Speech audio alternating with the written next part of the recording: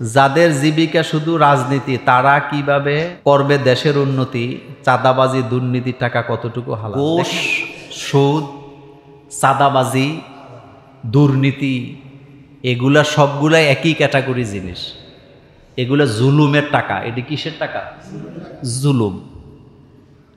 আপনি একটা বাড়ি করতেছেন, তা আমি যাই বললাম এখানে বাড়ি করা চলবে না, আমাদেরকে চাঁদা দেওয়া লাগবে, এটা কি জুলুম না? এটা কি হালাল হবে? হবে না।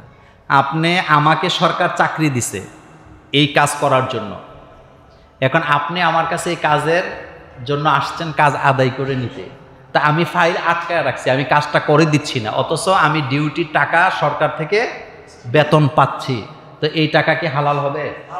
অবশ্যই হারাম, অবশ্যই হারাম। এক কথায়, যে এই জিনিস দ্বারা মানুষের উপরে জুলুম করা হয়, ওই জিনিস এটা টোটালি কি, এটা পদ্ধতিটাই তো জুলুম, এটার সিস্টেমটাই কি জুলুম। তো জুলুমের টাকা দিয়া কুরবানি করবেন, ইবাদত করবেন, মসজিদ বানাবেন, মাদ্রাসা করবেন, কোনো সুযোগ নাই।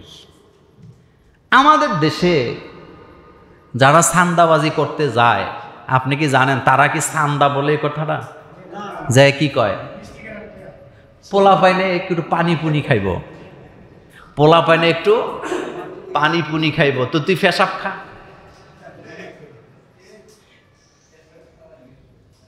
পোলা পাইনে কক্সবাজার যাবে, কুয়াকাটা যাবে, একটু ঘুরতে যাবে, কিছু টাকা পয়সা, তো তুই ফইন্নির পুতনি বেড়া। এগুলো করেই তো টাকাগুলো আদায় করে, সব হারাম। একটা লোক বিপদে পড়ছে, আপনি থানার মধ্যে ফোন করলে লোকটাকে ছেড়ে দিবে, সে নির্দোষ, আপনি জানেন। আপনি ফোন করেন যে ওসি সাহেব, দারোগা সাহেব, এই লোক ভালো মানুষ আমাদের সমাজে, আপনি খবর নেন, আপনি এর অন্যায়ভাবে গ্রেফতার করছেন, একে ছেড়ে দেন, আপনি সওয়াব পাবেন। কিন্তু আপনি টাকা কিন্তু ওসিরে দেওয়া লাগে না, আপনি যাই বলতেছেন জানোই তো টাকা ছাড়া কাজ হয় না, লাখখানেক টাকা লাগবে। ওসির পকেটে 20,000 টাকা দিয়ে আপনি 80,000 টাকা রাখছেন। এরকমের উপকার করুন না চেয়ারম্যান, মেম্বার আমাদের সমাজে নাই, তবে আমাদের কুমিল্লা জেলায় নাই। এডিরে জুতার মালা পরাইয়া সমাজের মধ্যে ঘুরানোর দরকার।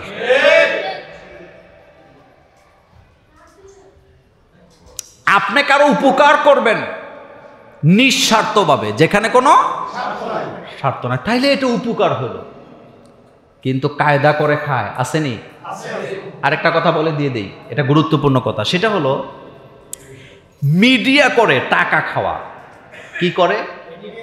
মিডিয়া করে টাকা খাওয়া, অর্থাৎ যেটাকে আমরা বোখারি বলি, বা এটারে কি কয় আমাদের দেশে বাংলা ভাষা, এটারে দালাল বলে। আগে শোনেন, একটা গরু একজনে বিক্রি করবে, ক্রেতাও মানে ক্রয় করার ব্যাপারে অযোগ্য, বিক্রেতাও বিক্রি করার ক্ষেত্রে কি অযোগ্য। তাইলে মাঝখানে একজন মিডিয়াম্যান, তিনি সময় দিছে, মেধা দিছে, বায় মোশতারি, বেচুন্না আর ক্রেতার মধ্যে সমঝোতা করে দিছে, মাঝখানে সে মেধা দিছে, সময় দিছে, শ্রম দিছে, এখান থেকে সে টাকা খাওয়া জায়েজ আছে। কথা বলতে বুঝেন নি? কারণ সে এখানে কয়টা জিনিস ব্যয় করছে? দিছে সময়, দিছে মেধা, আর দুইজনকে কি করছে? মিলাই দিছে। সময়, শ্রম, মেধা, যোগ্যতা পুরাটা খরচ করছে, তাইলে তার এখানে টাকা খাওয়া কি আছে? জায়েজ আছে। কিন্তু উপকার করছি নাম দিয়া আবার টাকাটা কদ্দুর খাইবেন, একেবারে যেন গলার মধ্যে ছুরি দিয়ে না দেন, এটা যেন না হয়। আপনি শ্রম দিছেন, আজকের পরে আবার কবেন আমাদের হুজুর বলে গেছে জমি জামা বিক্রি করলে মিডিয়া কইরা জনমের খাওয়া যাবে। তো বেটা, জমির দাম হইল 20,000 টাকা শতক, আপনি এটারে 30,000 টাকা শতক বিক্রি কইরা 1 শতকে খাইলেছেন কত? এটা কি জায়েজ হইব নাকি? এটা তো ব্যবসা, তো এটা জায়েজ নেই। ব্যবসার মধ্যে লাভের একটা লিমিটেশন ইসলামে আছে না? আপনি ইচ্ছা মতো লাভ করতে পারবেন? অবশ্যই পারবেন। অধিক মুনাফা গ্রহণকারী জাহান্নামী বলেছেন মুহাম্মাদুর রাসূলুল্লাহ সাল্লাল্লাহু আলাইহি ওয়াসাল্লাম। সুতরাং যারা রাজনীতিকে জীবিকা হিসাবে গ্রহণ করে, তাদেরকে রাজনীতি করতে দেওয়াই উচিত না, কারণ হেতের নমুনা কি ভালো না, উচিত না। এরা রাজনীতি করতে পারবে না। পৃথিবীর ইতিহাসে ওমরের চাইতে শ্রেষ্ঠ সুশীল রাজনীতিবিদ রাসূলুল্লাহর পরে আর কেউ আছে? নিজে ছেলেরে ছাড় দিছেন, কথা কন না কেন? নিজে ছেলেরে ছাড় দিছে? দেয় নাই।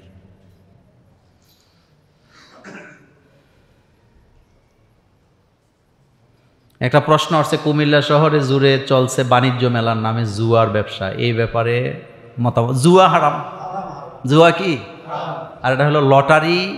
সব লটারি জায়েজ নাই। যেই লটারিতে লস নাই কিন্তু সবার অধিকার আছে ওইটা জায়েজ। বলেন কি বলছি? যেই লটারিতে লস নাই কিন্তু সবার জন্য উন্মুক্ত অধিকার, এটা কি আছে? জায়েজ আছে। কিন্তু যেই লটারিতে জুলুম, যেটা দিছেন এটা আর পাবেন না, ওইটা জায়েজ নেই। যেমন 10 টাকার লটারি, 10 টাকার লটারি 40 লাখ টাকা পাওয়া যাবে, টিকিট বিক্রি করছে 1 লাখ, কয় লাখ? অথবা 10 লাখ, 10 টাকা করে বেচছে। একজন পাবে 40 লাখ, একজন কত পাবে?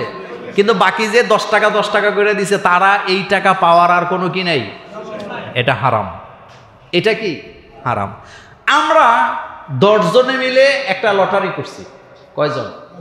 10 জনে দিছি 10 টাকা 10 টাকা 10 টাকা করে 100 টাকা।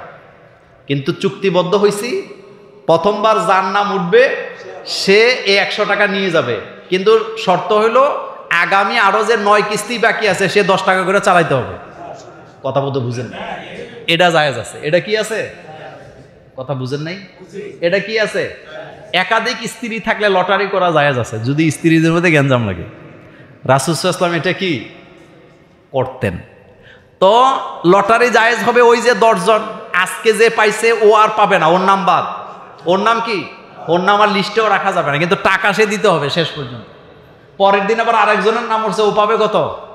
100, কিন্তু সে 10 টাকা করে চালাই দিতে হবে। এটা কি আছে? কিন্তু যেটা পাইছি আর ধরছি ওইটা আর ফেরত পাওয়ার যাবে না, বা যাওয়ার রাস্তা নাই, এটা হারাম।